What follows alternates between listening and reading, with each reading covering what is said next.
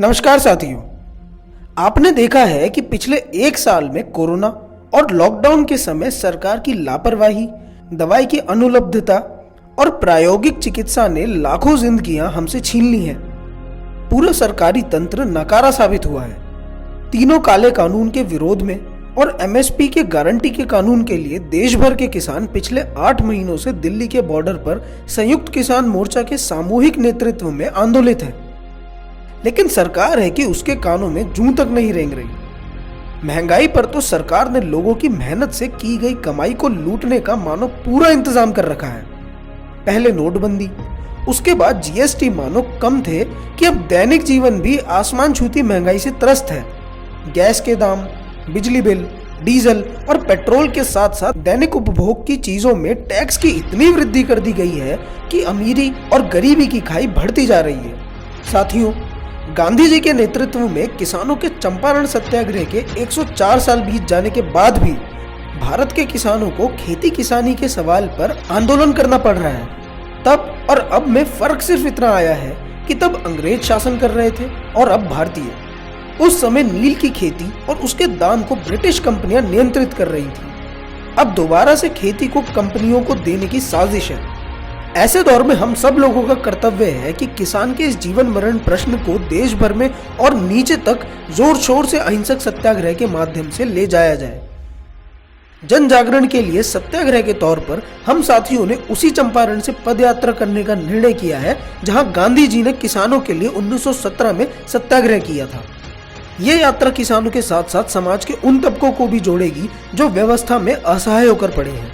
हमारी यात्रा खेती किसानी के साथ साथ आम आदमी के स्वास्थ्य यानी दवाई, छात्रों के भविष्य यानी पढ़ाई, नौजवानों के रोजगार यानी कमाई और परिवारों के खर्चे यानी महंगाई को मुख्य मुद्दा बनाएगी। किसान नेता अक्षय कुमार के नेतृत्व में नवनिर्माण किसान संगठन ने निर्णय लिया है कि हम देश के लोगों को जगाने और एकजुट जनमत के सवाल को प्रधानमंत्री जी से पूछने के लिए उनके संसदीय क्षेत्र बनारस तक चंपारण से शुरू हुई पदयात्रा लेकर जाएंगे। यह पदयात्रा देश के सवालों के जवाब के लिए गांधी के बताए रास्ते लोक नीति सत्याग्रह के माध्यम से चंपारण से प्रधानमंत्री जी के संसदीय क्षेत्र वाराणसी तक 324 किलोमीटर की दूरी पदयात्रा के माध्यम से जन जागरण करते हुए पूरा करेगी। यात्रा गांधी और शास्त्री जी के जन्म दिवस 2 अक्टूबर से शुरू करके लगभग 18 दिनों में बनारस 19 अक्टूबर को पहुंचेगी। इस यात्रा का नेतृत्व अक्षय भाई कर रहे हैं। अक्षय कुमार, जो कि उड़ीसा के किसान नेता हैं, 20 साल की उम्र में ही देश की समस्याओं को समझने के लिए घर से निकल गए और आजीवन ब्रह्मचारी रहकर देश की सेवा करने का प्रण लिया।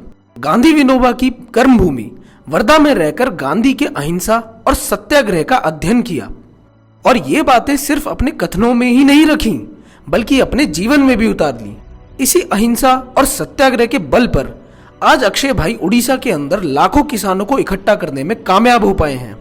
साल 1999 में उड़ीसा में सुपर साइक्लोन आया। इस साइक्लोन से प्रभावित लोगों की राहत सामग्री के अंदर भी भ्रष्टाचार हो रहा था। इस भ्रष्टाचार के मामले में अक्षय कुमार जी ने नवनिर्माण समिति बनाकर वहां के भ्रष्ट अफसर, नेता और एनजीओ के गठजोड़ का खुलासा किया और कुछ ही दिनों में 30,000 लोगों का आंदोलन भी खड़ा कर दिया।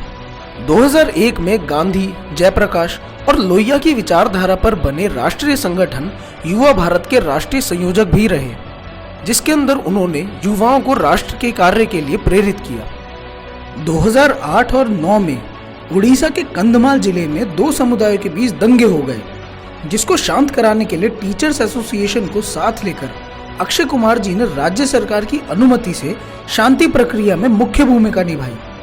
उनकी इस एकता की स्थापना की भावना के लिए राज्य प्रशासन ने कई बार अक्षय कुमार जी की प्रशंसा और सम्मान किया है। उड़ीसा एक संसाधन संपन्न राज्य है। ऐसे में ही एक पॉस्को नाम की कंपनी उड़ीसा में बॉक्साइट का खनन करने के लिए आना चाह रही थी और साल 2005 में एग्रीमेंट हो भी गया।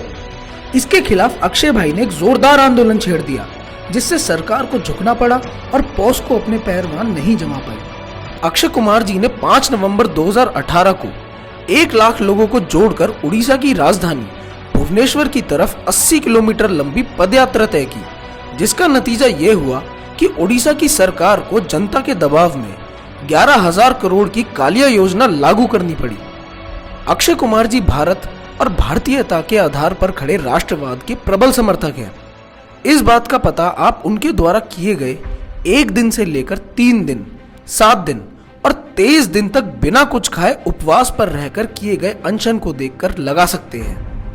अक्षय कुमार जी वर्तमान में चल रहे किसान आंदोलन के संयुक्त किसान मोर्चा की समिति के सदस्य भी हैं और सरकार के साथ 3 और 5 दिसंबर 2020 को हुई 2 वार्ताओं में शामिल भी रहे हैं। आइए अब इस यात्रा के बारे में बात करते हैं। इस यात्रा में प्रधानमंत्री से हमारे 10 सवाल हैं। सबसे पहला, लोकतंत्र में अलोकतांत्रिक निर्णय क्यों? 500 से ज्यादा मौतों के बाद भी किसानों से मिलने के लिए आपकी संवेदना क्यों नहीं जगी? दूसरा सवाल, तीनों काले कानून कब वापस होंगे? तीसरा सवाल, एमएसपी पर कानूनी गारंटी क्यों नहीं? चौथा सवाल, नौजवानों के लिए रोजगार पर फैसला कब?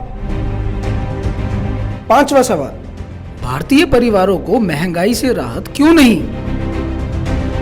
छठा सवाल, कोरोना से दिखाई दिए विफल स्वास्थ्य सिस्टम की जिम्मेदारी किसकी? सातवां सवाल, पढ़ाई, दवाई, कमाई, महंगाई, उचित मूल्य जैसे जरूरी सवाल सत्ता में आने के इतने साल बाद भी आपके एजेंडे में क्यों नहीं? आठवां सवाल, मजदूरों के पलायन और बढ़ती अमीरी गरीबी असमानता का जिम्मेदार कौन? नौवां सवाल, कॉरपोरेट और विदेशी कंपनियों के हाथ की कठपुतली सरकार कब तक बनी रहेगी? 10वां और आखिरी सवाल, प्राकृतिक संसाधनों की अंधाधुंध लूट की छूट कब तक?